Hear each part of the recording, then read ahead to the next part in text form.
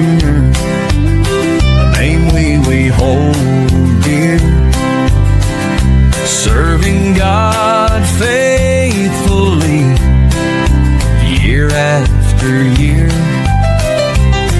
a beacon of hope shining ever so bright, guiding us forward with all of His might. We stand by His side, a united stand, fighting for truth across the land. With God as our strength, our spirits will soar. Truth and justice prevail forevermore.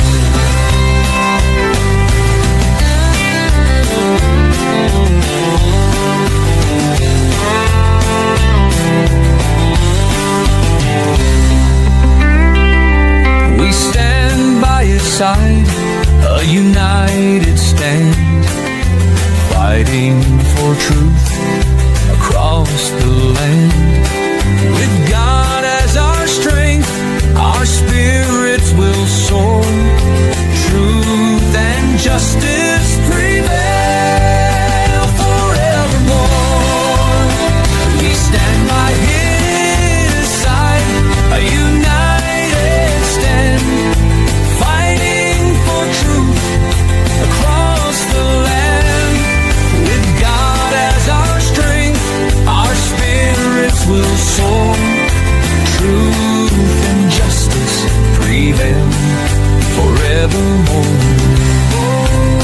We stand by His side, a united stand, fighting for truth across the land. With God as our strength, our spirits will soar. Truth and justice prevail forevermore. Forevermore.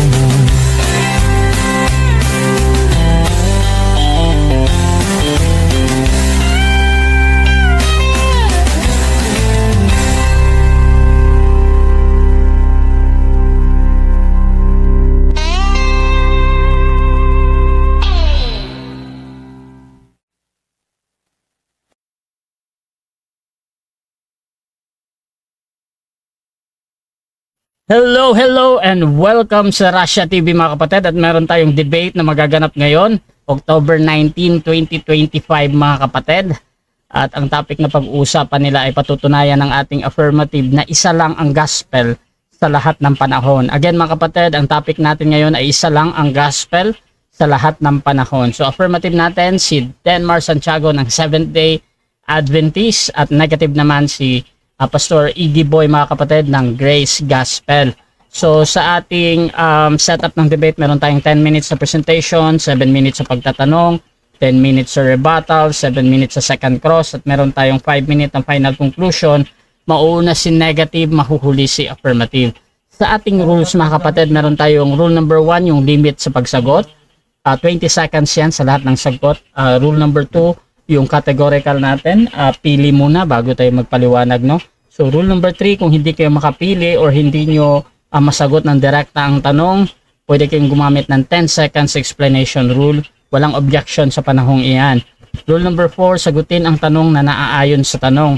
Rule number 5, limit sa first stand. Sa first stand, doon lang kayo dapat magtanong sa inilatag ng katunggali. At sa first cross-examination, pag sinabi ng ating sumasagot na hindi ko pa nilatag yan, ay automatic next question yan. At sa rebuttal, doon na pwedeng itanong ang lahat. Rule number 6, dalawang warning galing sa akin ay may disiplina yan. 1 minute minus sa inyong time. Rule number 7, isang objection lang at isang clarification every question at no objection during final conclusion. Rule number 8, no insult about physical appearance. Wala din pagmumura na alam natin. At rule number 9, no challenge question. Ito yung mga tanong na kung mabasa ko or paano kung mabasa ko. Rule number 10, pwede kayo magtanong ng mga sensitive question or personal question, pero pwede ding tanggihan ng sumasagot.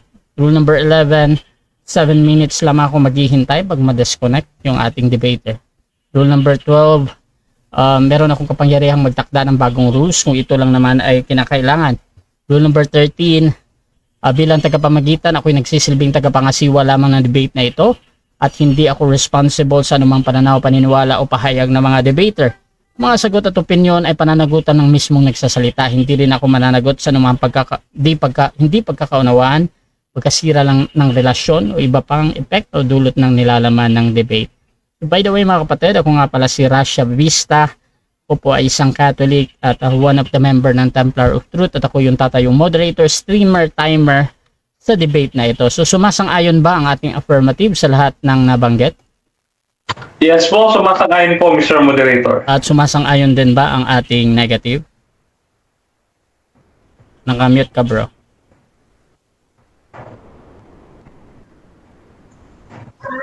Yes bro, sumasang-ayon bro. Okay, thank you. So, before natin simulan ang ating debate, syempre gusto ko muna kayong magpakilala sa ating audience at konting preview paano ba nabuo ang topic na ito at syempre kung paano naman tinanggap ng ating negative. So, unahin natin ang ating affirmative. Pakilala ka kapatid. Okay, isang mapagpalang gabi po sa ating lahat, mga kapatid at mga kaibigan. Muli po ang inyo pong maliit na lingkod, Brother Denmar Santiago, isang ordinaryong kaanib ng Seventh-day Adventist. At ang debating ito, mga kapatid, ay ating naiset, no? Kasi hinahanting natin yung mga pastor ng OSAS, no? Yung mga pastor na nagkakalat ng OSAS dito sa Russia platform, no? Pero may iba palang paksa na inihain sa atin yung ating pastor na kausap, no? So atin naman tinanggap. At mga kapatid, mga kaibigan, patuloy po kayong mag-view at manood dito sa Russia TV hanggang sa wakas para yung katotohanan ay masumpungan ninyo. Yun lamang at maraming salamat, Brother Russia. Back to you. Okay, syempre, yung tututol naman, pakilala ka kapatid. Magandang hapon sa lahat. Kang Bro Russia at Kang Bro Denmar. Magandang hapon sa lahat. Nangyari itong debate. Ako pala si Bro Igiboy Torquilat, taga Davao City. Tapos, nangyari ito, mga kapatid, dahil una, hinamon ako ni Bro Denmar na patunayan ko daw ang usas. Pero may iba kasi ako sanang kadebate nun. Kaya gusto ko yung iba naman na topic. Kaya ito, nakita ko kasi na naghahamon dyan sa iba na patunayan daw namin na may hindi lang isa ang gospel. Kaya ito no? At ako pala isang pastor, estudyante pa. Hindi pa recognize pastor, isa pang estudyante. Ako po ay nasa ilalim ng Thanks to Commission Grace Gospel Church of Christ. At yun lang po. At simulan na natin ang ating debate mga kapatid at bibigyan ko ng 10 minutes sa unang pagpapahayag. Nakita ko na yung share ni Brother Denmar. At Brother Denmar, 10 minutes sa iyong pagpapatunay na isa lang ang gospel sa lahat ng panahon. Brother Denmar Santiago ng Seventh-day Adventist, your time start now. Okay, isang magandang gabi po sa inyong lahat mga kapatid, mga kaibigan. Patutunayan po natin sa pagkakataong ito na isa lamang ang ebanghelyo sa lahat ng panahon. Kaya po umpisa po natin kasi medyo mahaba po itong ating presentation. Una po nating i-discuss itong Revelations chapter 14 verse 6. Ang sabi diyan, "And I saw another angel fly in the midst of heaven, having the everlasting gospel, to preach unto them that dwell on the earth, to every nation and kindred and tongue and people." Dito po mga kapatid, yung salitang Ionos Evangelios. Yung Ionos Evangelios sa Greek, ano po ba ang ibig sabihin ng Ionos Evangelios? I-parsing po natin ito mga kapatid. In a morphological study, Ang Ionos Evangelios, mga kapatid, ang ion is from yung Ionos is from ion, na ang ibig sabihin ay everlasting or eternal. No? Ano ba ibig sabihin when you say eternal? No, sabi dito sa lexical nito, ni Thayers, no, pagka sinabi na eternal, ito ay without beginning or end, or it denotes God's eternal nature. Sa madaling salita, mga kapatid, kapag ka ginagamit ang Ionos sa isang konteksto, depende po sa konteksto na ginagamit, no? Siya po ay tumutukoy o lumalarawan at katumbas ng karakter ng Diyos na walang hanggan. Sa madaling salita, yung ebanghelyong ito, there is no beginning and no end. No? Everlasting, eternal, magpasawalang hanggan. No? Isang ebanghelyo na siyang aming sinasampalatayanan at itinuturo na mga Adventista. No?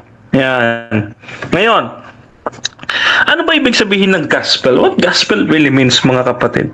Biblically, it is from the Greek word and Hebrew roots from the word evangelion. Sa Hebrew ay bezora. Yung ibig sabihin is announcement of victory. Yung pagpoproklama ng pagkapanalo natin sa ating Panginoong Kristo. Mayroon lamang isang gospel from Genesis to Revelation. Bibigyan ko po kayo ng example. Dito sa Genesis chapter 3 verse 15, mababasa natin, mga kapatid, ang pangako ng ating Panginoon.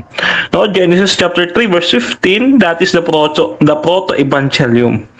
And ito proto-evangelium na ito ay ang pangako hindi lamang kay Adan, kundi maging pangako din kay Abraham. Na ito pala kay Abraham, ang sabi ni Pablo sa Galatia 3:8, ay ipinakita kay Abraham, mga kapatid, na ang kaligtasan ay ipangangaral sa mga hintil. Ito po yung ebanghelyo na ipinakilala kay Abraham. At ano ba yung ebanghelyo na ipangangaral, mga kapatid, sa hintil? Ito po ang katuparan. Sa New Testament, mga kapatid, natupad po ito sa person ng ating Panginoong Hesus Kristo. Lucas 4:18, Marcos 1:15, Roma 1:1 hanggang 4. Sa madaling salita, ang ebanghelyo ay natupad sa person ng ating Panginoong Hesus Kristo. Bakit meron lamang isang gospel at hindi marami, mga kapatid?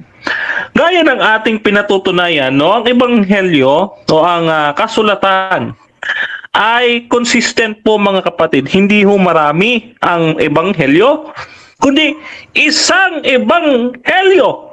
Ano ang kaligtasan ng Hudyo at Hintil sa pamamagitan ng pananampalataya sa biyaya ng Diyos na natutupad sa person ng ating Panginoong Hesus Kristo. Kaya dito sa Galatia 1:8 hanggang 9, but even if we or an angel from heaven should preach a gospel other than we preach to you, let him be accursed. Kaya yung ating negative, para mananalo siya sa debating ito, kinakailangan niyang pasinungalingan, tibagin na ang Panginoong Jesucristo ay hindi ang ebanghelyo. Kapag ka ito ginawa ng negative, siya'y mananalo sa debating ito. Ngunit, kung hindi niya magawa ito, itong assignment ko sa kanya, hindi siya makapananayuan sa debating ito. Ayan ho ang ating kondisyon sa kanya. Ngayon, dito naman sa sinasabi ni Apostol Pablo sa Hebreo 13:8, makikita ninyo na para kay Apostol Pablo, si Jesus ay same yesterday, today, and forever. kung ano si Kristo noon, siyang kahapon, bukas at magpakailanman. Si Jesus lamang, mga kapatid, mula Henesis hanggang Apokalipsis, ang paksa ng Biblia. Dahil ang Biblia, mga kapatid, ang kasulatan ay nagpapakita sa atin hindi lamang nagkasaysayan ng kaligtasan, kundi maging ang plano ng ating Panginoon para sa ating lahat na siyang natupad sa person ng ating Panginoong Hesukristo. Ngayon, ang Ebanghelyo, mga kapatid, ito ang kapangyarihan ng Diyos na nagliligtas. Walang iba kundi ang ating Panginoong Hesukristo. Base dito sa Roma 1:16, "For I am not ashamed of the gospel, for it is the power of God for salvation to everyone who believes." Kaya yung Ebanghelyo daw ay power of God. Pero ano ba yung power na yun? Thank you. Ang power na yun ay ang mismong person at gawain ng Panginoong Hesukristo na kumumpleto sa atin sa ating kaligtasan at namatay sa krus at nabuhay na mag-uli, no? Kaya nung ako'y Katoliko, naalala ko ang sabi ko noon, no? Ang misteryo ng ating pananampalataya, si Jesus ay namatay, si Jesus ay muling nabuhay, at si Jesus ay muling babalik sa wakas ng panahon. Ito ho ang Ebanghelyo ng ating Panginoon. Si Jesus mismo na tinapay ng buhay, kordero ng Diyos, siya mismo, mga kapatid, ang Ebanghelyo. Kaya, tandaan po ninyo, ang Ebanghelyo ay ang kapangyarihan ng Diyos sa kaligtasan. Ang sabi ni Apostol Pablo, sinusugan niya, unang Korinto 1:18-24, "The word of the cross is foolishness to those who are perishing, but to us who are being saved, it is the power of God." Sino daw power of God? Christ, the power of God and the wisdom of God. To conclude, mga kapatid, ang Ebanghelyo ay ang mismo ang ating Panginoong Hesukristo. Yan. Siya mismo ang Ebanghelyo na tinutukoy ng Biblia. Ngayon, ating pagpe-present, mga kapatid. Thank you. Sa ating pagpe-present, mga kapatid, ulitin natin yung pa-assignment natin sa ating pastor, Iggy Boy, no? Kailangan sa kanyang pagtutol, gibain niya na ang Panginoong Hesukristo ang siyang katuparan ng Ebanghelyo. Dahil isa lamang ang Ebanghelyo, hindi maaaring maraming Jesus, kundi isa lamang na Jesus. Kung sino si Jesus noon, bukas at magpakailanman, siya nawa, mga kapatid, walang iba. Kaya dito, kung matututulan niya, pakikinggan ho natin. Pero ako naniniyak, hindi ho matitibag ang kaisa-isang poste ng afirmatibo sa gabing ito. Pagpalain kayo lahat ng Panginoon, and back to you, Brother Rasya. So dyan nagtatapos, mga kapatid, ang presentasyon ng ating affirmative. Dako tayo sa pagtatanong ng negative. Pastor Iggy Boy, your time start now, 7 minutes. Magandang gabi ulit. Unang tanong ko, Bro Dinmar. Ano ba ang gospel na yung tinutukoy mo? Ano bang gospel yun? Ang gospel ay ang Panginoong Hesukristo. Dahil ang Panginoong Hesukristo ay siyang saserdoteng nabubuhay magpakailanpaman. No? So, siya ang Ebanghelyo mula sa Henesis hanggang Apokalipsis. Kaya ang Panginoong Hesukristo mismo ang Ebanghelyo. Next question. May nababasa ka ba, Bro Dinmar, na si ang Kristo ang magandang balita o ang Ebanghelyo? Ay, marami po. Katulad doon ng aking presentation, kung kayo'y nakinig. No, yung Roma 1:16. Unang Korinto na ating ginamit kanina, 1:18-24. Yun ho ang katunayan na ang kapangyarihan ng Diyos na ebanghelyo na nagliligtas ay walang iba kundi ang Panginoong Hesukristo. Next question.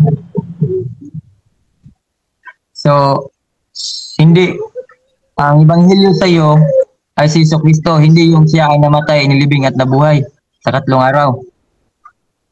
Kasama po yun. No? Kaya nga po nasa aking presentation, the person and the work of Jesus Christ. May 20 seconds ako. May 20 seconds ako. Proceed lang. May 20 seconds ako ha.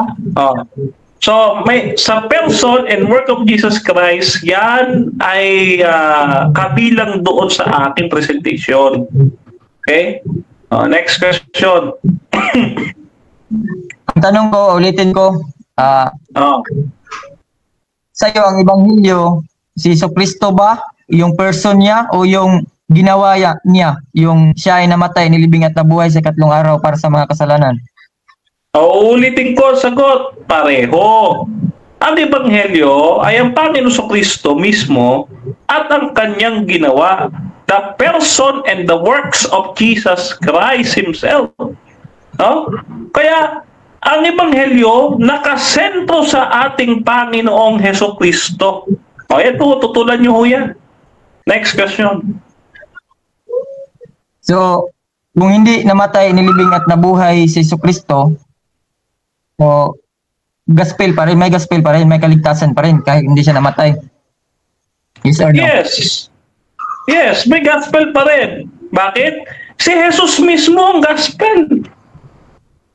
May ibang pamamaraan ng Panginoong Diyos kung paano siya magligtas. Halimbawa, sa panahon ng Israel, ang bayang Israel ay ilang ulit na niligtas ng Panginoon. Yun ay isang uri ng ebanghelyo o pangako ng ebanghelyo doon sa mga patriarka, mga propeta at sa bayang Israel. Next question. Kahit walang ano ba yun, pagdanak ng dugo ni Jesucristo sa cross, may Tagalog, may forgiveness ba sa kasalanan? Yes. Yes, bakit? Kasi nga, ang kaligtasan ay sa pamamagitan ng biyaya. At ang biyaya, nasumpungan ni Abraham. Ano naman natin yan, no? Si Abraham ay naligtas sa kanyang pananampalataya. No? Salvation by faith. Ay, tututulan nyo po yan. So, ang gospel kahit nung hindi pa namatay si Jesucristo doon sa cross at hindi pa siya muling nabuhay, yung nangangaral pa siya, yun ang ipinangaral niya na gospel, yung namatay siya, inilibing at nabuhay. Yes. So, ang gospel nga ho, pastor, ay ang proclamation of victory. No? Hindi lamang victorious ang Panginoon sa bagong tipan, kundi maging din sa lumang tipan, victorious ang Panginoon eh. No, na i-deliver niya ang mga Israelita sa panahon ni Moses. Di ba? So, hindi lamang sa bagong tipan, kundi maging sa matandang tipan, may ebanghelyo na rin. Next question. So, tinututulan mo ang Hebrews chapter 9 verse 22 na sinabi doon, without shedding of the blood, there is no remission, sin. Objection, Mr. Moderator. Ano yan? Okay. Base po sa ating rules, hindi po pwedeng itanong ang hindi pa nailalatag sa automatic presentation. next question yan. Proceed lang. Hindi pa daw nilatag yan. So, tinitindigan mo na ang kaligtasan ay kahit walang dugo ni Kristo, kayang maligtas ang tao sa pamamagitan lamang ng person ni Jesus Christ kahit hindi siya inilibing, namatay, inilibing at nabuhay. Okay, objection, Mr. Moderator ulit. Objection. Objection. Out of topic, hindi namin usapin yung kaligtasan. Ang usapin namin, kung si Jesus ba ang ebanghelyo. Okay. Pumoko siya doon. Negative counter objection meron ba? Counter objection, moderator. Proceed. Sabi nga niya, ang gospel kanina sa presentation niya, mali yung kaligtasan. Kaya yung tanong ko, nagtatanong ako sa kanya na yung person ba o yung ginawa ni Kristo na siya ay namatay, nilibing at nabuhay, ang gospel. Sabi niya yung person. Kaya itinanong ko na kahit hindi siya namatay, nilibing at nabuhay, yung person lang, maliligtas ba ang tao? Okay, so dito mga kapatid, nakita ko yung explanation ng negative. Tinatanggap ko to as pasok naman sa pinag-uusapan dahil kinoconnect niya nga doon sa gospel na kahit pa hindi mamatay si Jesus ay meron pa din pang kaligtasan. Brother Denmar, gagamitin mo ba yung 10 seconds mo? Or doon? 20 seconds. Ito sagot. Okay, proceed bro. Sagot sasagutin ko. Kahit hindi namatay si Jesus, may ebanghelyo pa rin. Bakit? Kasi nga ang ibig sabihin ng ebanghelyo, proclamation of the victory of God. Ang Panginoon, nagtagumpay siya to deliver the Israel from Egyptians. Next question, last 1 minute. Next question. Sige, sabi mo, yes, maliligtas pa rin kahit walang pagbigay ng dugo ni Kristo sa cross. So, ngayon, noon sa panahon ni Moises, dahil sa lahat ng panahon, no, nagsasacrifice sila, nag-aalay sila ng dugo para ma-forgive yung kasalanan nila. Kahit ba hindi nila gawin yun, Bro Denmar, ma-forgive pa ba rin ang kasalanan nila? Kahit hindi nila gawin? Kahit basta sumampalataya lang sila sa persona ng Jesucristo? Yes. Kahit sumampalataya sila, no? Kung nakilala nila ang Panginoong Jesucristo noon at sumampalataya sila, maniligtas sila. Pero ano ginawa ng mga Israelita? Tumalikod sila. Tumalikod. Kaya nga hindi ninyo eh. Okay, dyan nagtatapos mga kapatid ang unang pagtatanong ng ating negative. At dako tayo sa sa first stand ng ating negative. Pero bago yan, shoutout muna sa ating nasa live. Sabi ni Gray Oliverts, isa lang ba ang gospel? Gospel of the circumcision, gospel of kingdom, gospel of uncircumcision, gospel of the grace of God, gospel of the mystery. So lima to. Shoutout din kay Pastor Valeriano Pulanco ng End Time Church, Polls daw. Shoutout din mga kapatid kay Di Mateo Arnaldo. Pag RCC makipag-debate dito, daming nanonood. Ayan. Shoutout din kay Emmy Alfonso. Sabi niya si Kristo naman talaga nagpapaloob sa diwa ng gospel. Pag wala si Kristo na nagkasakripisyo, walang sense ang gospel. Shoutout din kay Ramil Tadle. Lagi naman talo ang SDA. Ano pa papatutunayan nyo? Shoutout din kay Jed Samasio. Amen Bro Denmar. Shoutout din kay Pastor Jeff T. Orieta. Dito kay Emmy. Sabi niya I love this topic. Isa lang naman talaga ang gospel kay Bro Denmar. Me dito. At shoutout din mga kapatid kay Di Mateo. Ayan. So tuloy-tuloy tayo mga kapatid. Dako tayo sa first presentation ng negative. Pastor Iggy Boy ng GGCC. Your time start now. Magandang gabi ulit mga tagapanood. Sabi ni Bro Denmar na maliligtas daw ang tao kahit walang pagpatak ng dugo ni Kristo doon sa cross. No? Kahit hindi niya inalay ang kanyang buhay, maliligtas daw ang tao. No? Tinututulan niya ang Hebrews chapter 9 verse 22 na sinabi doon, without shedding of blood is no remission of sin. Hindi po kailangan po ng dugo. Hindi po yung persona ni Jesus Christ ang gospel, kundi yung ginawa ni Jesus Christ. Si Jesus Christ ang gumawa. No? 1 Corinthians chapter 15 verse 1 to 4, no? Yun sabi na si Kristo ang magandang balita o ang gospel ay si Kristo ay namatay, inilibing at nabuhay muli. Doon sa cross, no? Inalay niya ang kanyang buhay, hinugasan tayo ng dugo, no? Ang sumasampalataya sa kanya, hinugasan ng kanyang dugo. At sa ikatlong araw ay siya ay nabuhay. Yan ang gospel sa panahon ngayon. Pero hindi ibig sabihin yun na ang gospel sa lahat ng panahon. No? Dahil sabi ni Apostol Pablo, dito sa 1 Corinthians chapter 9 verse 17, a dispensation of the gospel is committed unto me. Sabi ni Apostol Pablo. Bakit sinabi ni Apostol Pablo yan? No, na a dispensation of the gospel is committed unto me. Sinabi nga niya sa Romans chapter 2 verse 16, my gospel. Sabi niya, bakit? Hindi, may iba kasing gospel sa Apostol Pablo sa panahon niya. Yun ay si Kristo'y namatay, nilibing at nabuhay sa ikatlong araw. At iba naman ka Kristo. Basahin natin sa Matthew chapter 4 verse 23. Basahin natin sa Matthew chapter 4 verse 23.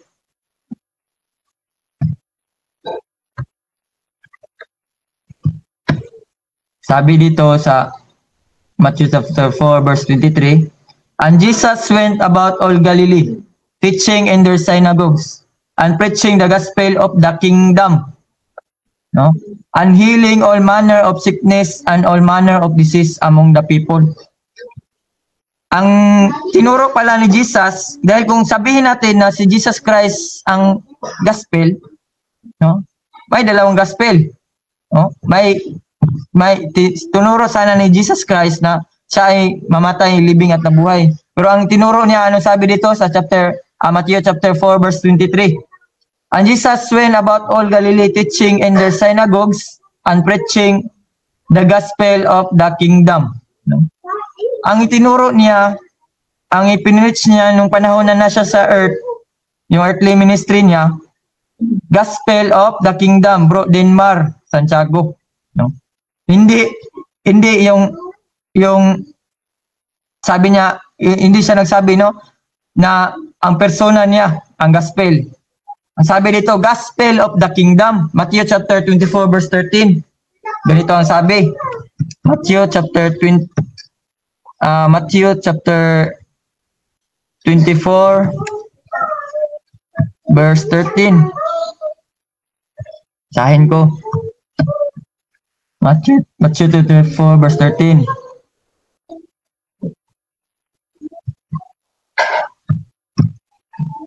Sabi dito, Matthew chapter 24,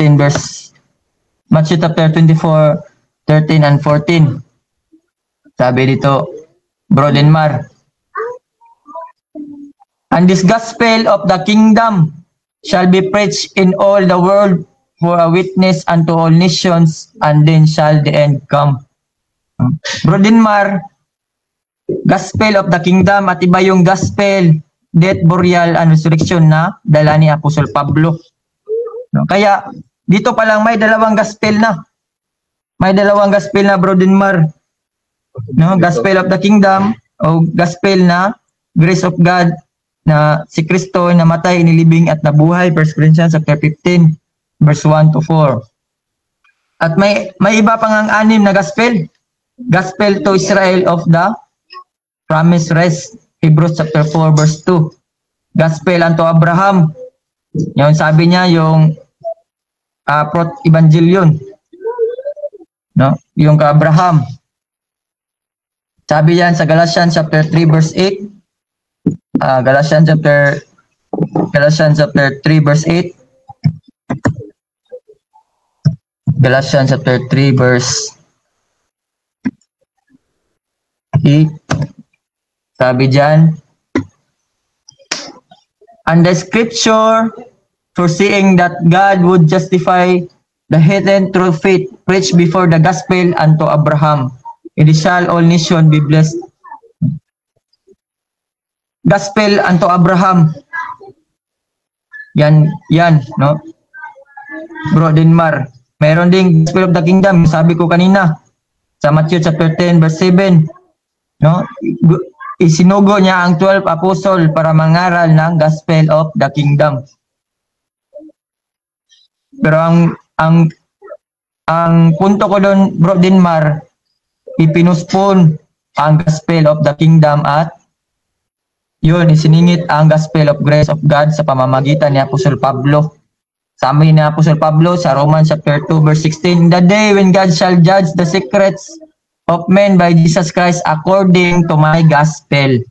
no? Hindi sa 12 apostle. In the day when God shall judge the secrets of men by Jesus Christ according to my gospel, sabi ni Apostol Pablo. Bakit niya sinarili yung gospel? Dahil sa kanya ni-reveal ni Jesus Christ ang bagong gospel, death, burial, and resurrection. Romans chapter 16 verse 25, sabi dito, now to him that is of the power to establish you according to my gospel, and the preaching of Jesus Christ according to the revelation of the mystery, which was kept secret since the world began. Secret pala since the world began. Since the world began, sabi na Apostol Pablo, which was kept secret since the world began. Yung gospel niya, Bro Denmar, no? Kaya paano mo masasabi na iisa lang ang gospel sa lahat ng panahon? Hindi isa ang gospel sa lahat ng panahon, Bro Denmar. Gospel of God, gospel of Christ, no? Ito, gospel of grace of God, no? The same lang ito, gospel of Christ, is gospel of the grace of God, no? Ang sinabi dito na may gospel, ito. Hindi yung, sabi ni Bro Denmar, yung persona daw ni Jesus Christ ang gospel. No, hindi niya alam na maghahari si Jesus Christ sa kingdom na sinasabi dito. Yun ang gospel, na sila dapat ay sumampalataya na si Kristo ang Misaya at magiging hari nila, mga Hudyo. Pero pinatay nila, Bro Denmar. No, pinatay nila. Yun sana ang gospel. Ang magandang balita na sila ay sumampalataya, maniwala na siya ang Misaya, siya ang hari nila. Pero pinatay nila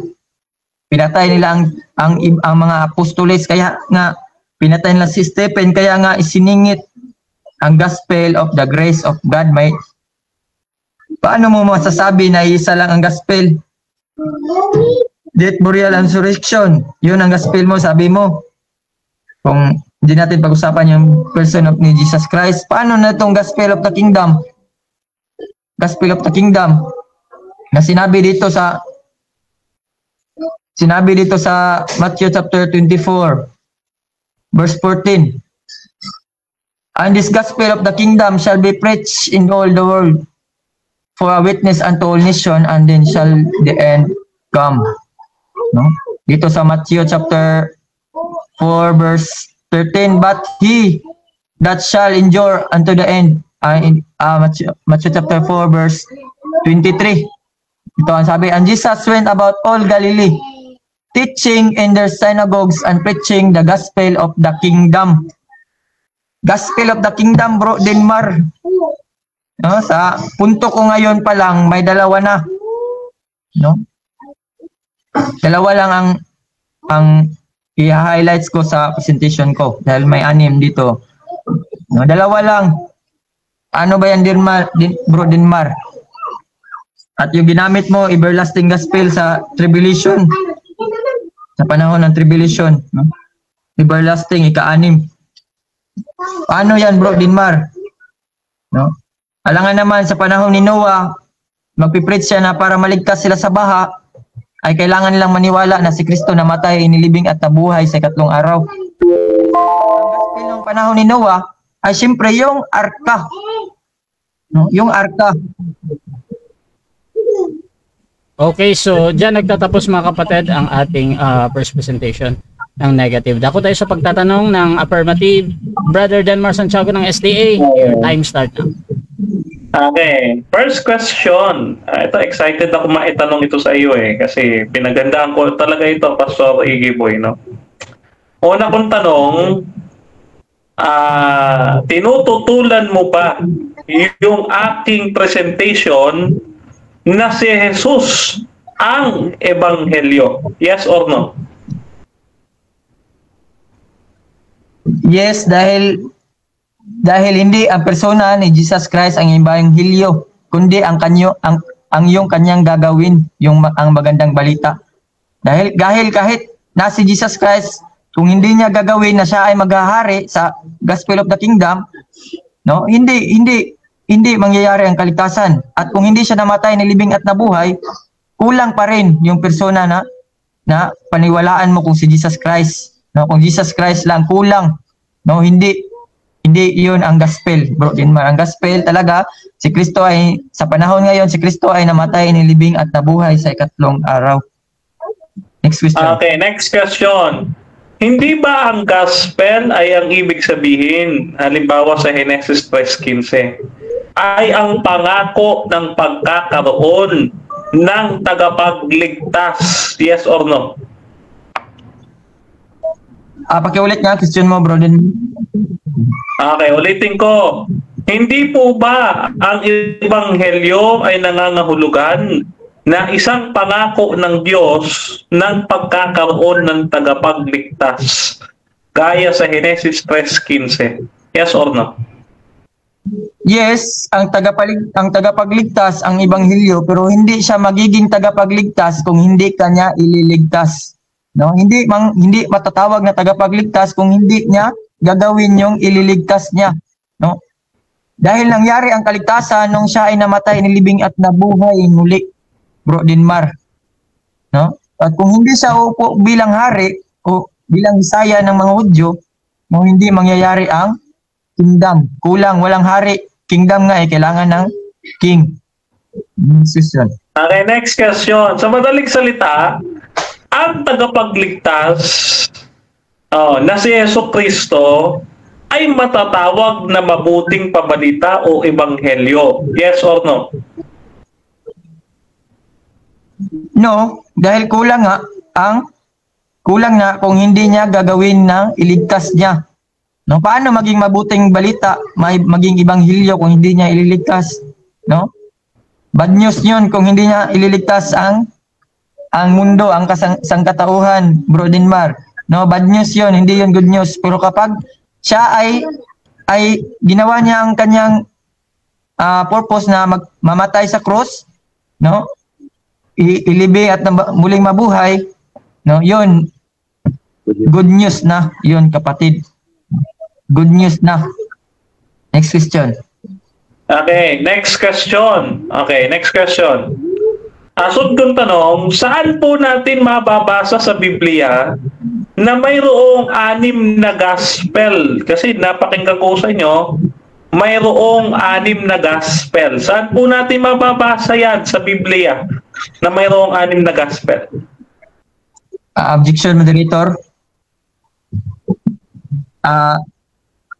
Pwede ba hanapin niya ako ng verse na hanapan niya ako ng verse na pwede ba hanapan niya ako ng verse na isang verse sa lahat ng 6 na gospel?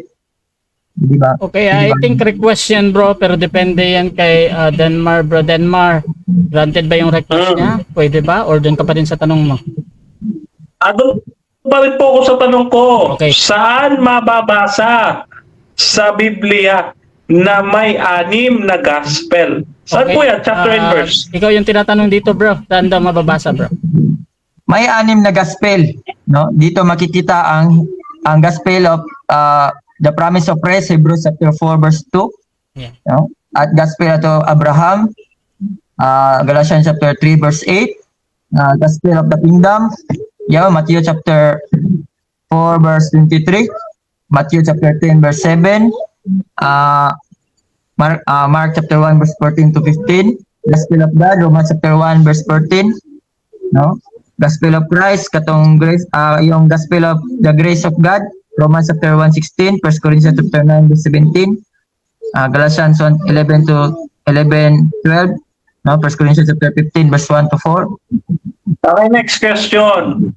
Sa lahat ng mga talatang binasa mo, letra por letra, may mababasa ka bang mayroong 6 na ebanghelyo sa Biblia? Meron bang mababasa letra por letra? Meron o wala? Meron. Sabi ko nga dito, may 6 to, no? 6 na gospel to, bro Dinmar, no? Dahil iba-iba ang panahon nito, kaya hindi mo mababasa sa isang talata, word for word. Dapat ikaw ang magpatunay na may isa lang ikaw ang affirmative, ikaw ang magpatunay na may isa lang gospel.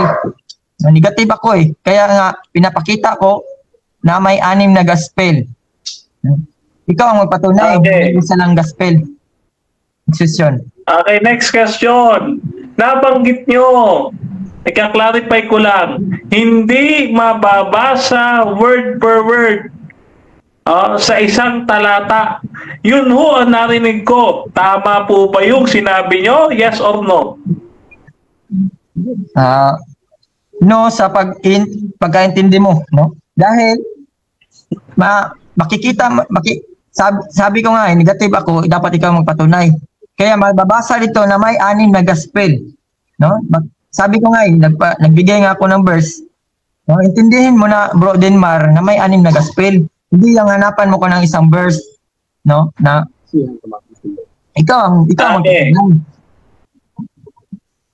Okay. Next question.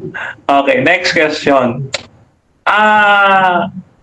Alam mo ba kung saan galing yung doktrina ng dispensationalism? Kilala mo ba kung saan galing yan? Yes or no? Objection, moderator. Hindi kasali sa topic yung tanong niya. Out of topic. Counter. Objection, Counter. out of topic, counter objection. Okay, sige. Okay. Okay, next question na Next tayo. question. Okay, proceed. Okay, next question na. I Okay. Okay. So next question ko, Mr. Negative. Since wala kang mababasa letra por letra sa isang talata, chapter and verse, na 6 ang gospel, ipagpapatuloy mo pa ba yung kamalian na yan na paniniwala mo? Yes or no? Objection, moderator. Objection, proceed, bro. Ang tanong niya, palasi. Palasi yung tanong niya. Okay. Policy. Counter! Counter Counter! Counter objection, proceed. Maliwanag po, Mr. Moderator, ang aking tanong, valid question. Dahil categorical po yun, kailangan sagutin niya categorically. Okay, so ganito, bro. Yung tanong naman, hindi ako judge dito, so pinapayagan kong mga ganyang tanong. However, kung policy, bro, you can use your 10 seconds, bro. So gagamitin mo ba? So, Pakiulit na lang, bro. Prasya. sige, bro. Proceed, bro. Okay. Ulitin ko yung tanong, ha? Ulitin ko yung tanong. Sabi nyo, hindi mababasa sa isang talata ng Biblia na may 6 na gospel, word for word. Ngayon, tanong, ipagpapatuloy nyo pa ba yung maling paniniwala nyo na yan? Yes or no?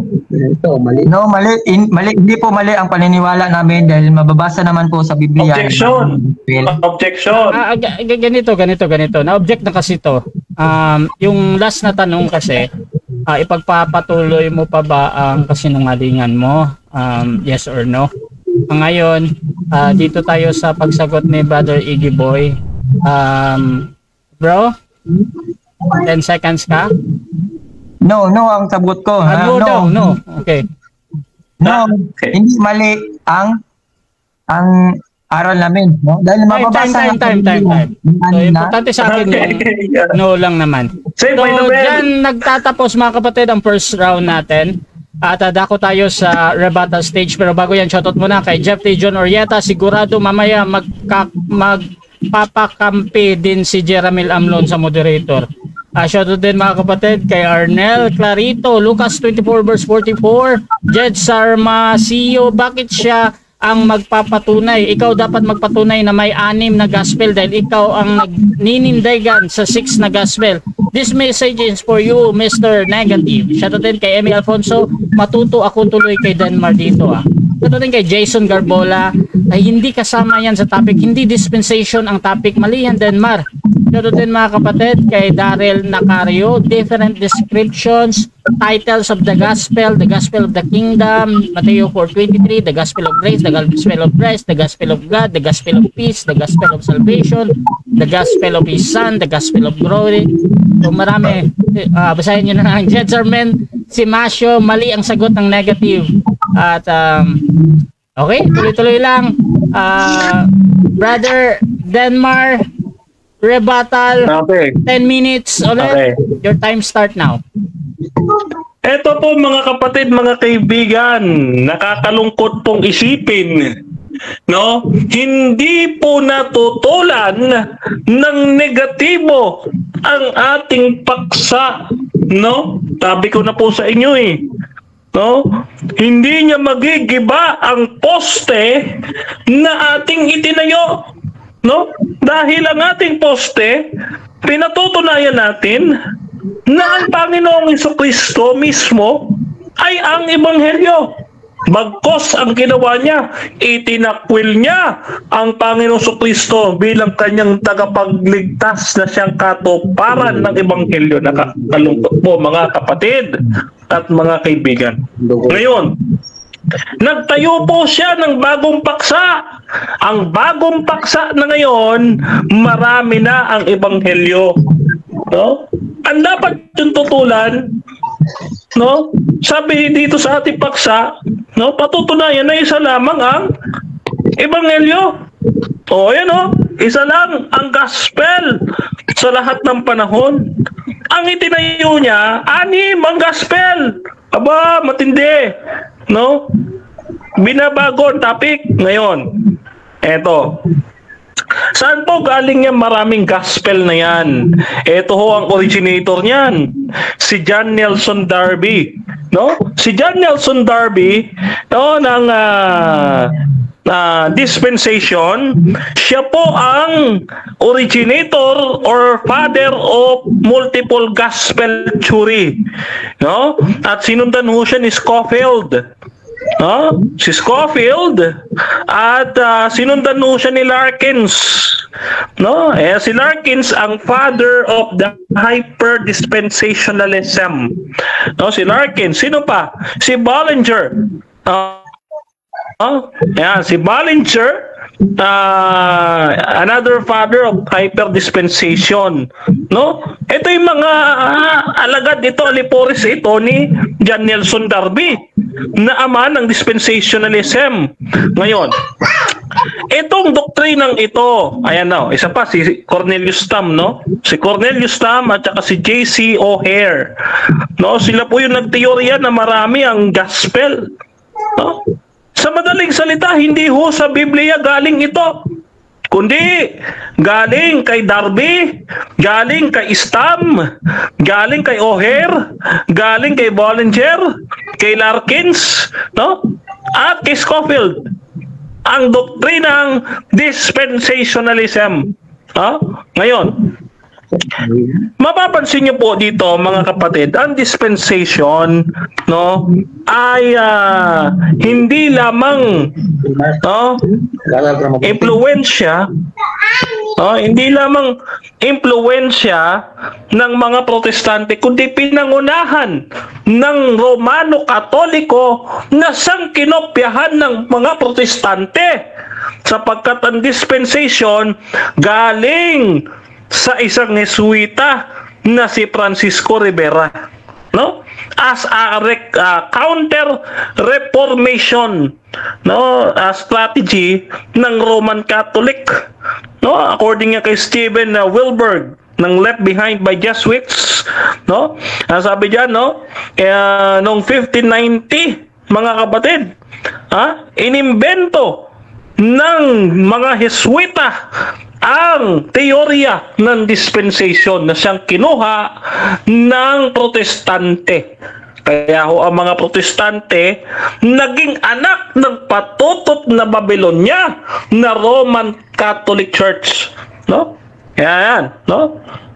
Ngayon, pagdating ng 19th century mga kapatid, isa sa mga kumuha ng dispensation ng Romano Katoliko ay si Bollinger na isang Anglican. Ayun, no? Wrongly Dividing the Word of Truth ni H.A. Ironside, 1938. No? Dito mga kapatid, kinuha nila, no, doon sa Katoliko ang dispensation. Ngayon, itong dispensation na ito, hinati-hati nila mga kapatid. Sila ho ay nagkaroon ng interpretation ng literalism. No? Literalism. No, mamaya papaliwanag ko natin yung literalism na yan. Ngayon, sasagutin ho natin yung kanyang sinasabi, yung kanyang pinagsasabi. Yung dispensation of the mystery of the body of Christ. Kailan ba nagsimula ang body of Christ? Kasi para sa kanila, sa dispensation, according kay Pastor Iggy Boy, no, ang dispensation ay isang mystery. Sabi dyan, no? For this cause I, Paul, the prisoner of Christ Jesus, in behalf of you Gentiles.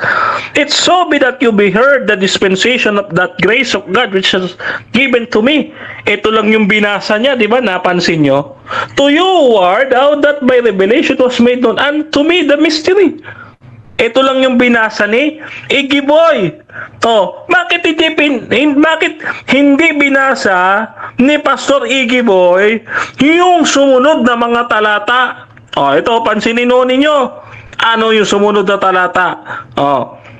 Sabi dito,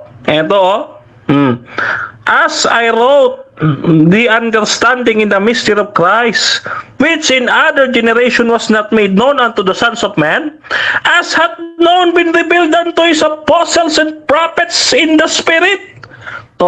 Madaling salita, yung mystery na ito, Pastor Iggy Boy, no, ay hindi lamang ipinahayag kay Pablo, kundi ipinahayag sa iba pang apostles at mga propeta sa lumang tipan. Hindi na ito misteryo, Pastor Iggy Boy. Ano ang misteryo na ito? Ang misteryo na ito na sinasabi niya, mga kapatid, ang misteryo na ito, ayan sabi dito sa talata, ano ang mystery na yun? Ang sabi sa talata, sabi dito, I was made a minister according to the gift of that grace of God which was given to me. Yung mystery nga daw, according to the working of His power, unto me, who am less than the least of all saints, was grace given to preach unto the Gentiles. So yung dispensation of the mystery, mga kapatid, siya pala ay ang pangangaral ng kaligtasan sa mga hintil. Yun pala ang mystery. Hindi yung gospel ang mystery, kundi yung mission ni Pablo ang mystery, Pastor Iggy Boy. Huwag mo kami lokohin dito. Mag-aral ka ng hermeneutics. Ngayon. Pagdidiinan ulit natin. Yung ating latag. So biblically, mga kapatid, ang gospel, ang ibig sabihin ng gospel ay mabuting pabalita ng Diyos. Good news of God's saving work through Jesus Christ. No, Jesus Christ Himself, isa lang naman no? That God saves humanity by grace through faith, not by works. And salvation is found only in Jesus Christ, and that's gospel. So ang ebanghelyo, mga kapatid, si Jesus mismo, dahil siya ay buhay na magandang pabalita, isang patunay na tayo'y mahal ng Diyos.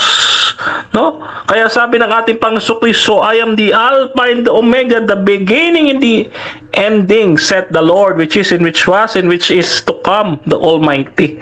No? So sinasabi ng ating Panginoon, no, siya ang ating tagapagligtas. Walang ebanghelyo, mga kapatid, walang ebanghelyo kundi ang Panginoon Kristo mismo. Ang sense, no? Ang sense ng ebanghelyo ay ang Panginoon Kristo na mismo nagligtas sa atin. Maraming beses tayo niligtas ng Panginoon, Gayon din ang bayang Israel, hindi lamang sa bagong tipan, kundi maging sa lumang tipan, iniligtas ng Panginoong Hesus ang kanyang bayan ng paulit-ulit. Katulad nga ho ng ginawa niya sa pagpapalaya niya sa mga Israelita sa kamay ng pagkakaalipin. Di ba ho ba? Kaya nga, ang Ebanghelyo is proclamation of God's victory. Noong bagong tipan lang ba nagtagumpay ang Panginoon? No! Sa lahat ng panahon, ang Panginoon ay matagumpay sa ating buhay, mga kapatid. Amen? Kaya ang Panginoon, hindi maaari limitahan sa... Kayon, hindi... okay. Okay, dako tayo mga kapatid sa second cross ng ating negative. Pastor Iggy Boy, your time start now.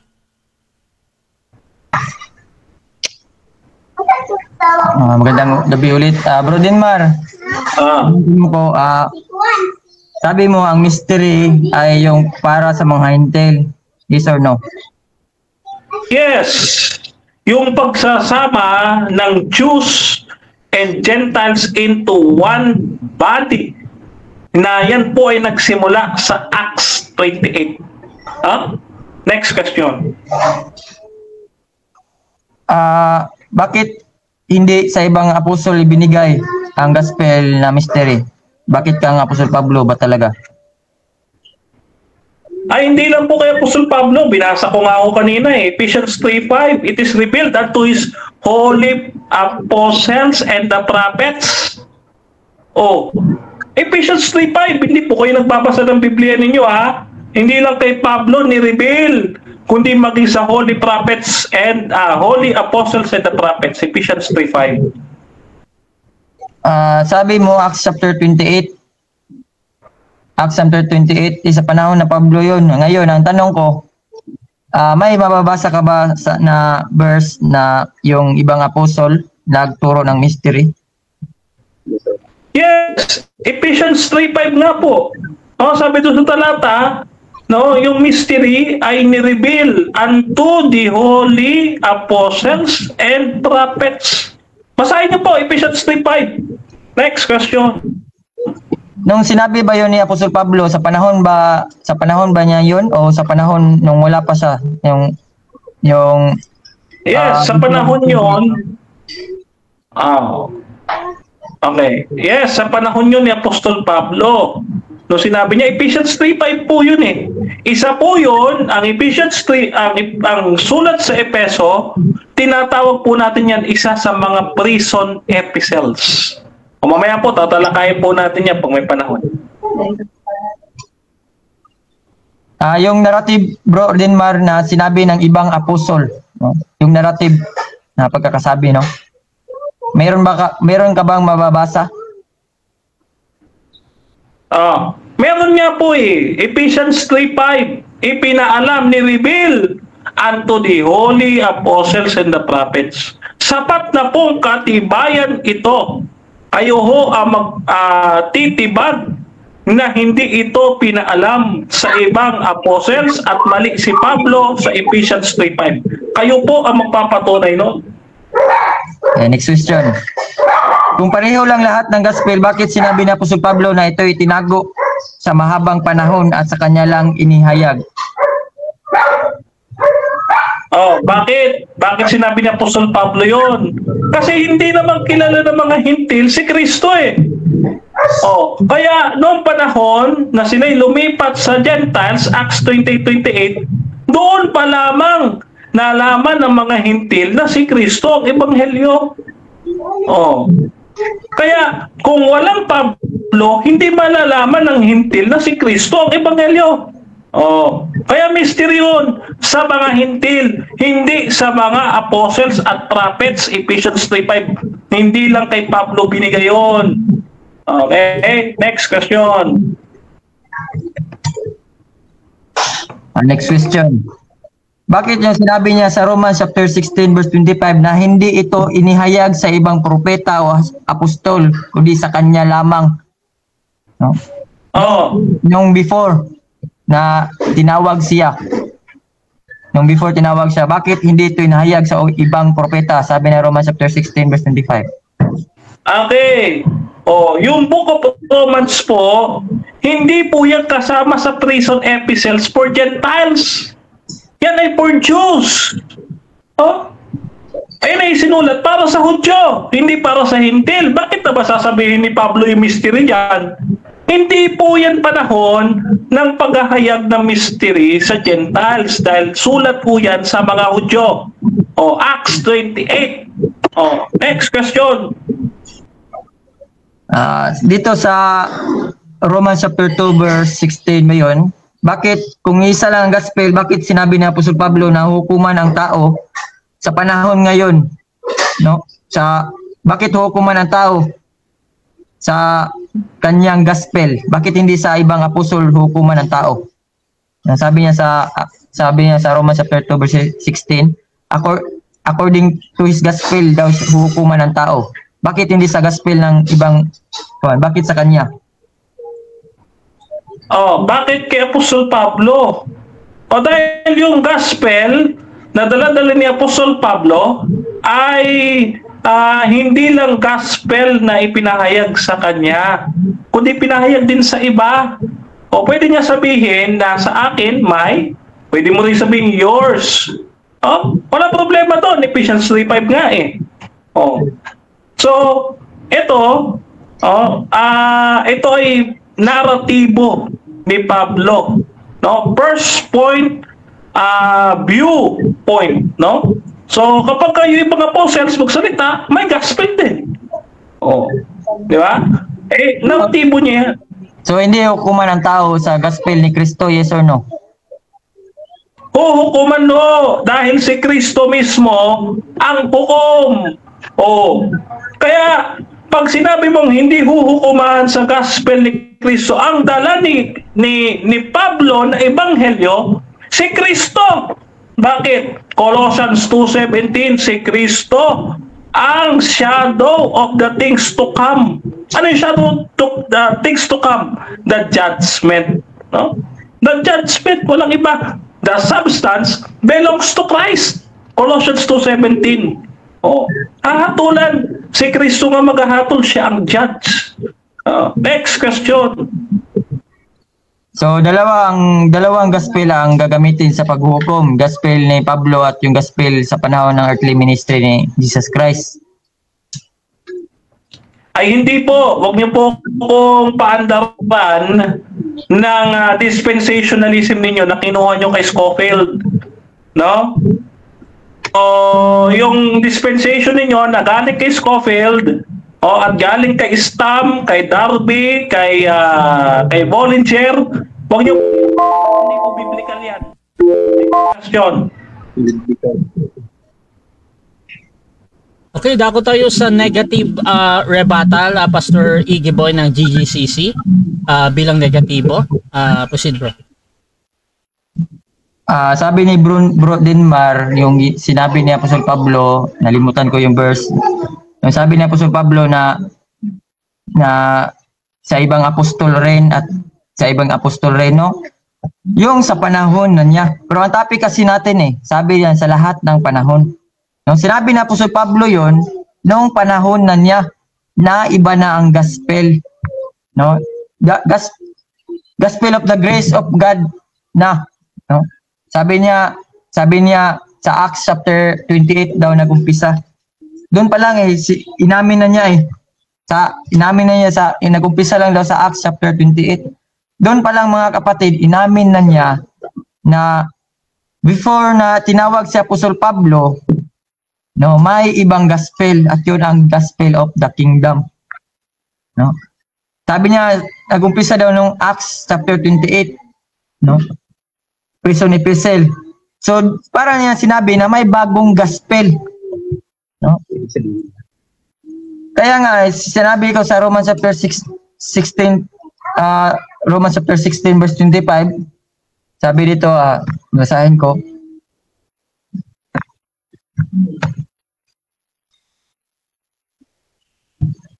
Romans chapter 16 verse 25.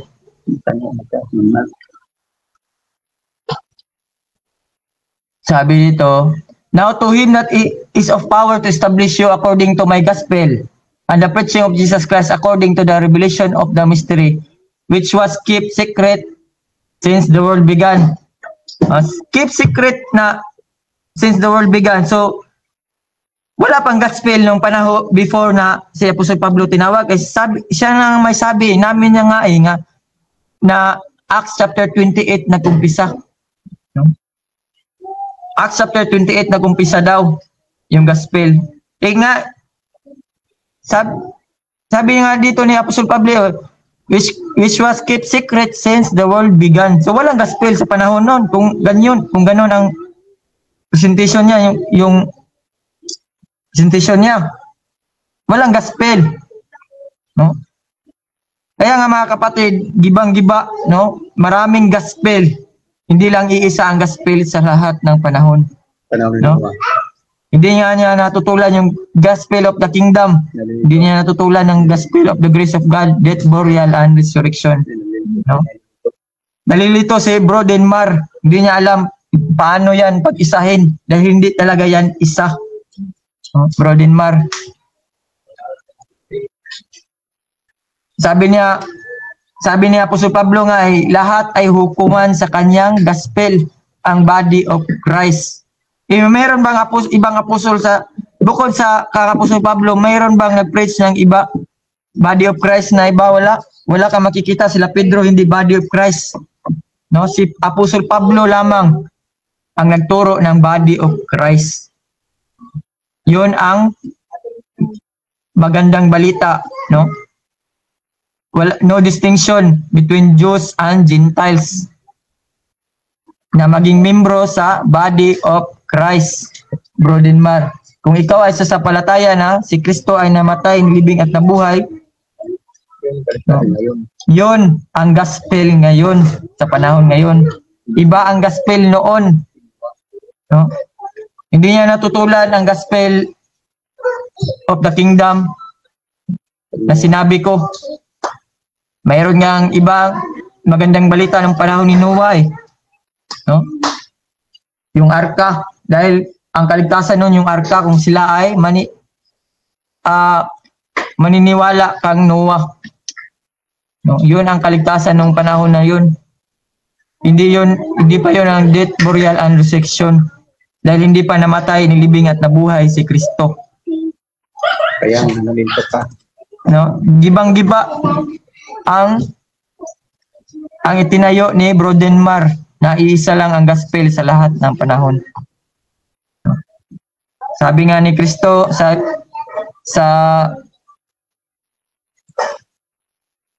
Matthew chapter 24 verse 14, no? Ang magandang balita ng kaharian, no, ay ipapahayag, no, sa katapusan, no? Ang sabi niya sa Matthew chapter 4 verse 23, and Jesus went about all Galilee teaching in their synagogues and preaching the gospel of the kingdom. Gospel of the kingdom yun, bro. No, ang turo, ang itinuro ni Jesus Christ. Sabi ko yung tanong ko kanina na hukuman ang tao sa gospel ni Apostol Pablo, hukuman ang tao sa gospel ni Apostol Pablo, ang body of Christ. No, paano yung gospel ni Jesus Christ na itinuro niya dito sa Matthew chapter 4 verse 23?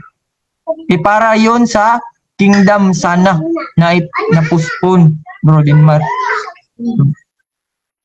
Kaya nga isiningit ang gospel of the grace of God by faith. Ephesians chapter 2 verse 8, Bro Denmar, through faith na. Hindi na yung sabat, hindi na yung hindi pagkain sa baboy ang kaligtasan, hindi na yung law, kundi yung grace of God through faith na lang. Hindi no? na 10 utos. Hindi na yung 10 utos ang kaligtasan, Bro Denmar. Dapat mong pag-aralan, Bro Denmar, ang dispensational, no? Out of topic ka kanina, no? Out of topic ka, dapat patunayan mo lang na ang gospel ay iisa lang sa lahat ng panahon. No?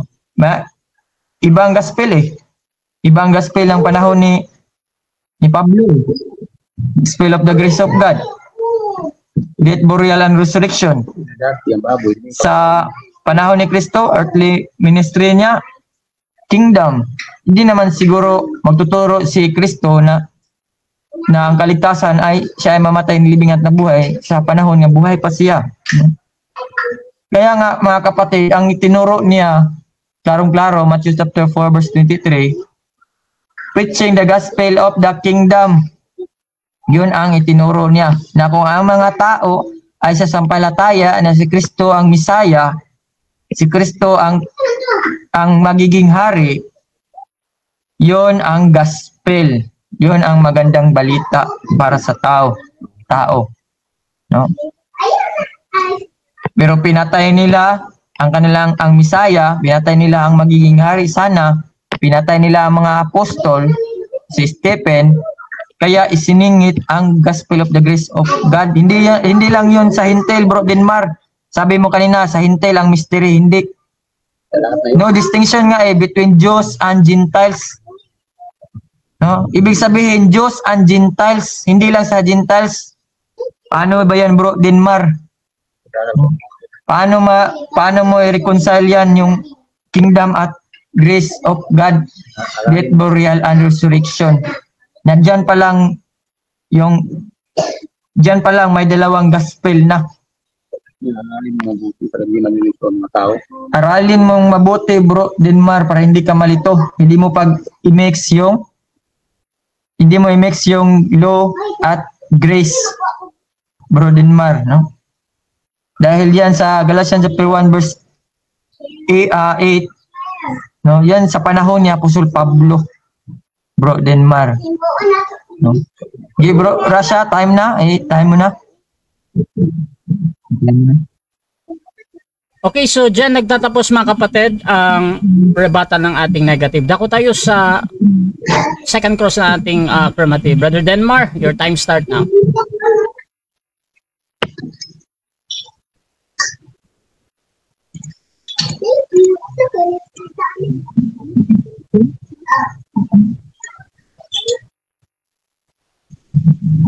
Wait lang. Hello. Okay. Premise ito, Mr. Moderator. Which in other ages was not made known unto the sons of men, as it is now revealed unto his apostles and prophets by the Spirit. Ephesians 3:5. Agree ka ba na yung mystery inireveal sa mga apostles and the prophets, hindi lang kay Apostol Pablo? Yes or no? No, hindi. No, sabi nga, sa panahon ni Apostol Pablo, no, doon na i-reveal ang mystery. Hinahanapan kita kanina sa pag-cross-examine ko sa iyo, wala kang mabasa na ibang apostol, no, na nagtuturo ng mystery. Sa Apostol Pablo lang nagturo ng mystery sa panahon niya at doon naintindihan ng ibang apostol. Next question. Ibig sabihin, mali itong sinabi ni Apostol Pablo na yung mystery ni-reveal sa Holy Apostles and the Prophets. Tama o mali? Tama yung verse na sabi niya, ni-reveal nga sa panahon na niya. Ano yung unawa niya? Ni-reveal nga sa panahon niya, bro Denmar, no? Ephesians 3:5. Which in other ages was not made known unto the sons of men, as it is now revealed unto his holy apostle. Basahin mo, no? Basahin mo yung inilagay mo dyan. Revealed unto his holy apostle and prophets by the Spirit. Aralin mo. Which in other ages was not made known unto the sons of men. Basahin mo nga. No, basahin mo nga, Denmar. No, next question. Okay, next question. Sabi dito, revealed unto his apostles and prophets. Sino po yung prophets na to? Pangalanan mo. Objection, moderator. Objection, moderator. Proceed, bro. Out of topic, prophets. Pwede ba? Pwede ba yung prophets? Okay. Nagtatanong patungkol sa prophet. Brother Denmar, out of topic ka daw. Out of objection, meron? Counter. Ito po ang relation sa topic. Mr. Moderator, ang aming usapin ay ang gospel na mystery gospel ng Ephesians 3:5 na kanina ko pa po tinatanong sa kanya at ito'y follow up lamang. Kaya tinatanong ko po siya, Mr. Moderator, ayon sa talatang ginamit niya kanina sa kanyang presentation. Okay, so ito, ginamit mo daw yan ayon sa presentasyon mo. So tinatanong ngayon ni Denmar, pinapayagan ko yan lalo na dito sa second cross. However, kung feeling mo bro, out of topic talaga, gamitin mo yung 10 seconds mo or talagang sasagutin mo patungkol sa prophet. Bro, Iggy Boy. Yes, kahit hindi ko ginamit yan, sasagutin ko yan. Sige bro, proceed. Prophets, no? Ang mga apostol nung panahon ni Apostle Pablo ay mga prophets din, bro Denmar, no? Hindi yung sila prophet Isaiah yung panahon sa Old Testament, no? Ang prophets kasi sa panahon ngayon, sa panahon ni Apostle Pablo, yung mga nagtuturo ng salita ng Diyos, ng Word of God sa panahon ni Apostle Pablo, no? Hindi yung mga prophets na sa Old Testament, yung mga nagtuturo ng Word of God katulad ng mga apostol sa panahon niya, no? Nga sabi nga dyan which in other ages was not made known unto the sons of men, no? As it is now revealed. Now, sabi dyan now revealed. Okay, next question. Okay.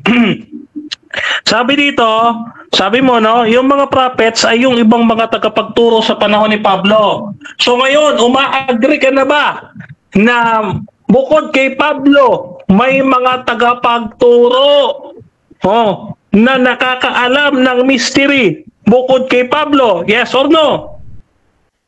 Yes, meron nga sa panahon na niya nung inireveal na una kang Apostol Pablo at itinuro niya sa iba, no?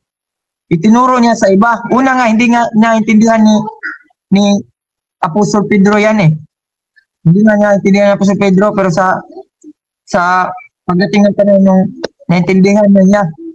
Pumasahin natin yung last na sulat ni Apostol Pedro sa 1 Peter, 2 Peter. Okay, next question. According naman sa Romans chapter 1 verse 16, no? Sabi diyan, for I am not ashamed of the gospel of Christ, for it is the power of God unto salvation. Ano daw ang gospel according kay Pablo sa Romans chapter 1 verse 16?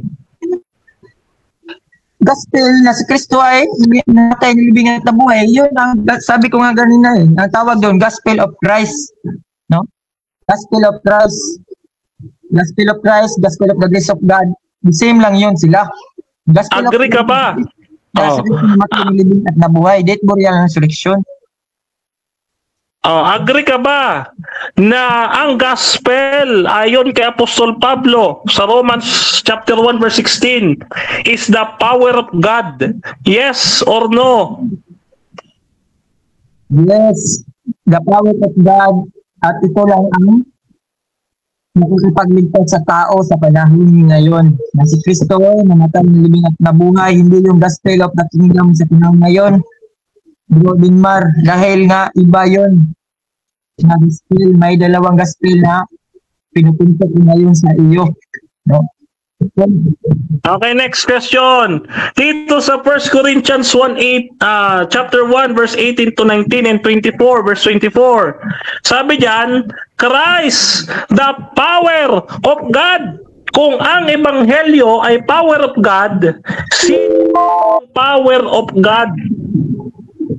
Ayun, okay, so dyan nagtatapos mga kapatid ang second stage ng ating debate at dako tayo sa final conclusion. Siyempre mauna dito si Pastor Iggy Boy bilang negatibo na isa lang ang gospel sa lahat ng panahon. Pastor Iggy Boy, your time start now. Gibang-giba po, no, ang itinayo ni Bro Denmar na isa lang gospel, no, gibang-giba, pumunta na siya sa dispensation na topic, pumunta na siya sa kahit ano, no. hindi niya alam na nagkuha siya ng verse, kumuha siya ng verse sa Ephesians chapter 3 verse 5 ba yun, no? Na klarong-klaro na sa panahon ni Apostol Pablo, no? Hindi niya siguro binasa. Ang binasa lang niya yung rebel, no? Yung itinuro din sa ibang propeta sa panahon ni Apostol Pablo at sa apostoles sa panahon ni Apostol Pablo. No, topic natin sa lahat ng panahon, no? Basahin natin 'yon.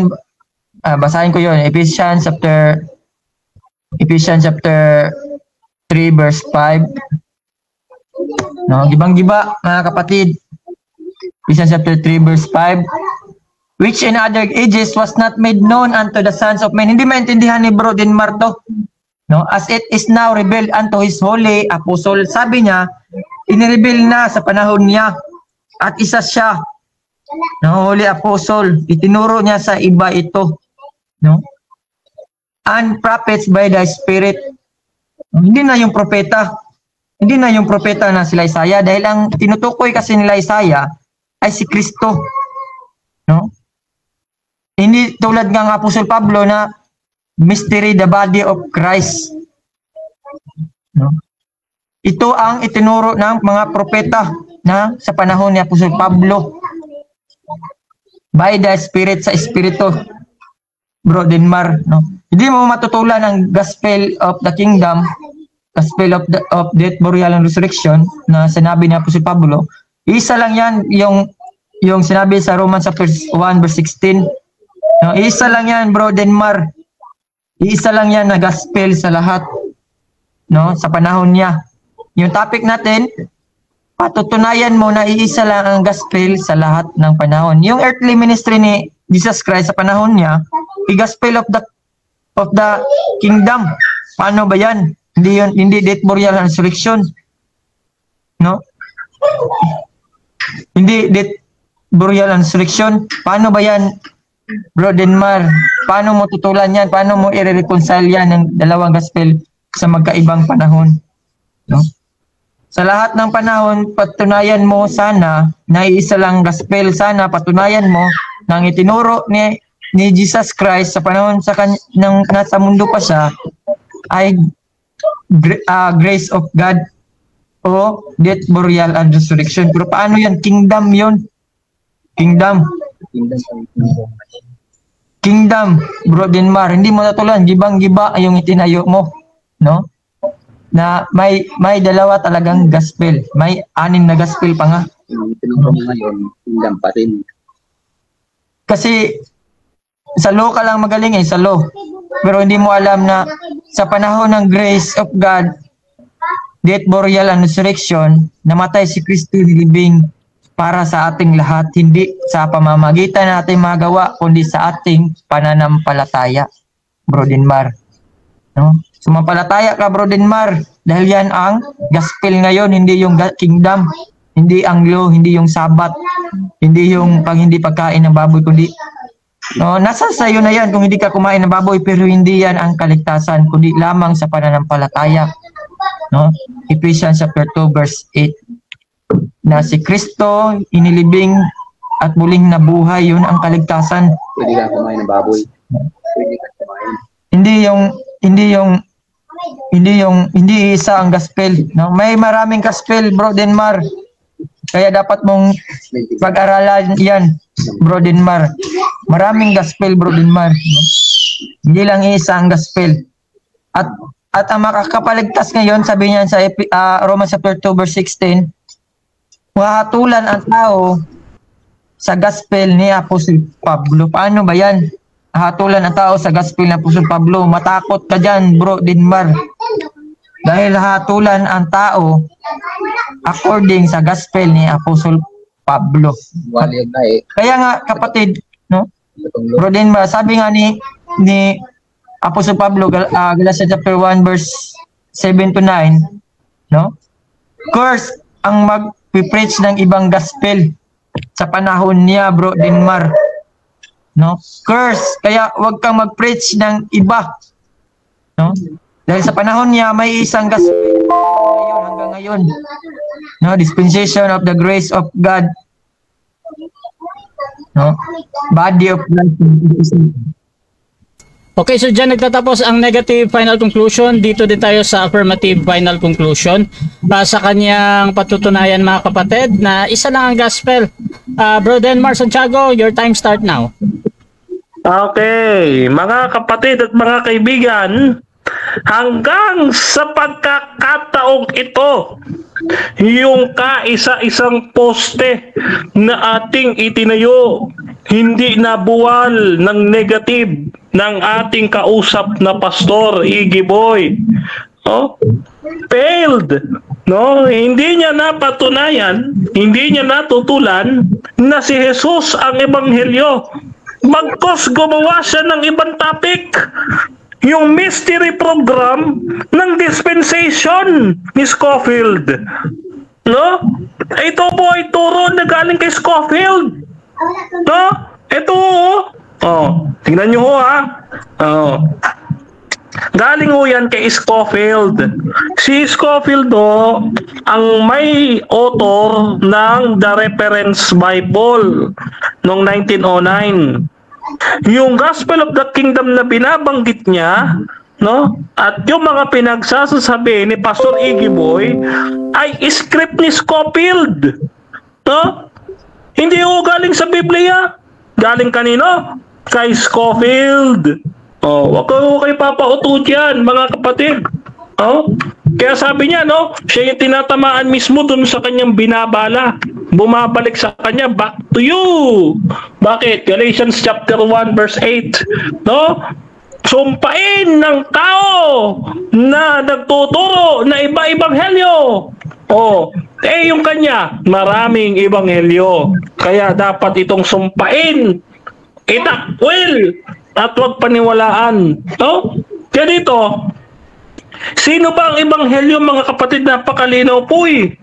No? Napakalinaw po, mga kapatid at mga kaibigan. Oh, sino ho ang gospel? Oh. Sabi dito sa Romans 1:16, no? For I am not ashamed of the gospel of Christ, for it is the power of God unto salvation. Oh, ano daw yung gospel? The power of God unto salvation. Sino ba yung power of God? According kay Paul, yung power of God, sino? Si Kristo. 1 Corinthians chapter 1 verse 18 and 19 and 24. For the preaching of the cross is to them that perish foolishness, but unto us which are saved it is the power of God.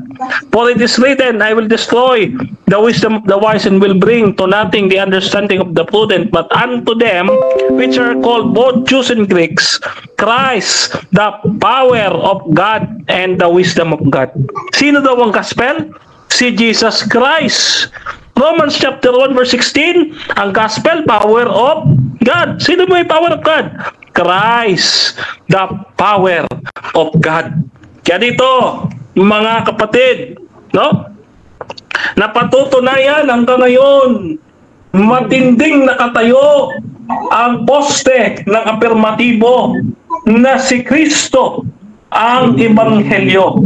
Dahil sa sense, ang Panginoong Jesucristo mismo ang tutupad ng magandang balita.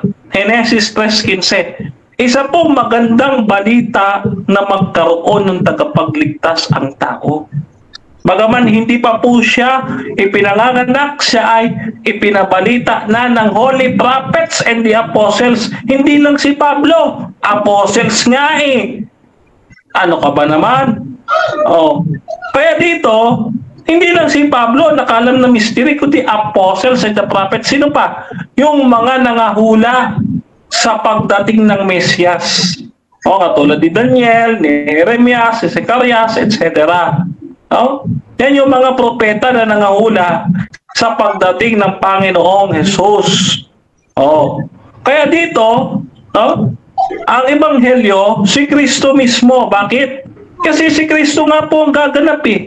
Siya ang magandang balita. Kasi nung magkasala ang tao, May plan B ang Diyos. Ano plan B ng Diyos? For God so loved the world that He gave His only begotten Son.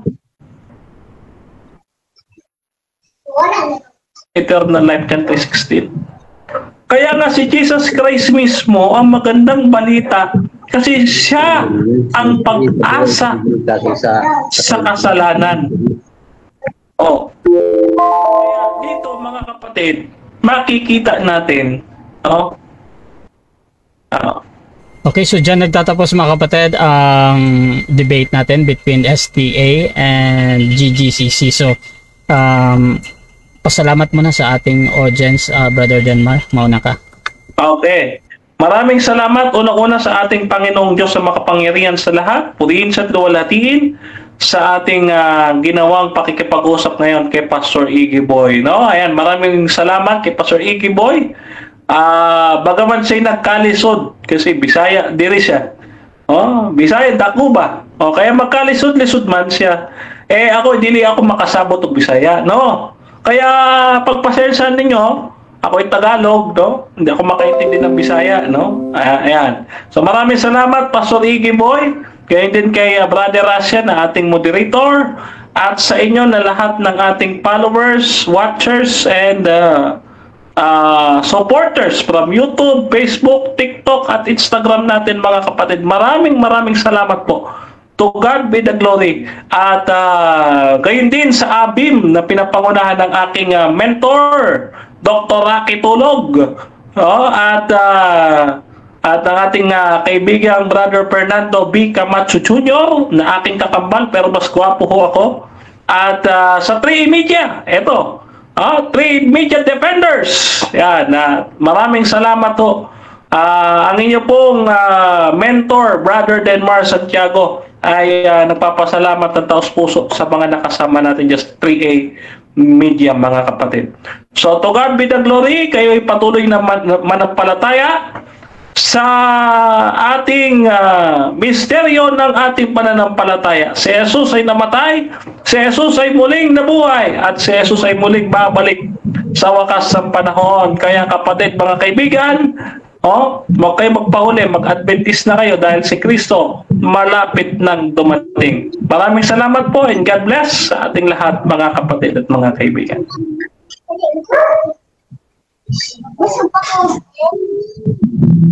Pastor, pasalamat din. Ulit, magandang gabi sa lahat. Unang-una, salamat sa ating buhay na Diyos sa pagkakataong ito na nakapag-aral kasama si Bro Denmar, isang magaling na defender ng SDA. Salamat Bro Denmar at isang karangalan ang makapag-aral ng salita ng Diyos kasama ka, at salamat sa ating moderator Bro Denmar, moderator Bro Rasha. Salamat sa pagkakataon na to. At kahit sa lahat ng mga nanonood, salamat sa inyong lahat at sana may mapupulot tayong aral. At dahil ito po ang trabaho natin, mag-aral sa salita ng Diyos. At sa lahat ng members ng Things to Commission, lalo na sa mga defender, no, ng Things to Commission, mas magagaling po sila na mga defender, Pastor Amlon at Bro Merce Estrada. Ako po ay baguhan lamang sa debate at hindi po ako masyado pong magaling talaga sa debate, pero gusto ko pong mapag-aralan ang salita ng Diyos, kaya kayo na po ang humusga sa debate na to, at ulit magandang gabi sa lahat, at yun lang bro. Okay, so Rasha TV gusto din magpasalamat sa lahat ng sumusuporta at laging naniniwala pa din sa ating pagmamoderate. Kung gusto nyo sumali sa ganitong gawain or maghamon man sa dalawang ito, pwede nyo akong gamitin as mediator sa inyong pag-usap, basta sumasang-ayon lang kayo sa lahat ng patakaran at kondisyon ng ating mga debatista gaya ni Brother Denmar na talagang dapat naka-open cam. Sa ABM marami silang kondisyon, so merong mga ganon. At syempre nagpapakilala talaga na totoong person. Ayan, so meron silang mga ganyan na kondisyon. At syempre yung inyong mga obligasyon din mga kapatid. So maraming salamat sa lahat. Please subscribe yung ating YouTube channel, Russia TV Debates, dahil ang debate na ito ay pupunta doon. Paki-follow na din yung dalawang ito, Brother Denmark, kung gusto mo magsuri sa SDA. Pastor Iggy Boy mga kapatid, meron din siyang mga post dyan, gusto nyo magsuri sa Crazy Gospel mga kapatid. At syempre paki-follow na din ako, Russia Vista mga kapatid, para sa tuloy-tuloy na panonood ng debate at podcast dito. So maraming salamat.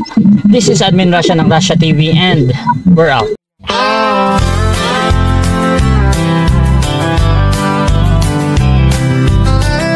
Fernando Beza Camacho Jr., a name we hold dear, serving God faithfully year after year,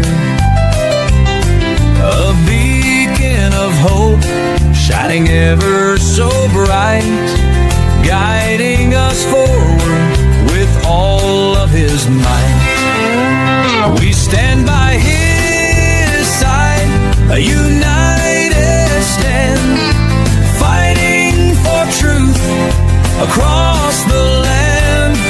With God as our strength, our spirits will soar. Truth and justice prevail forevermore.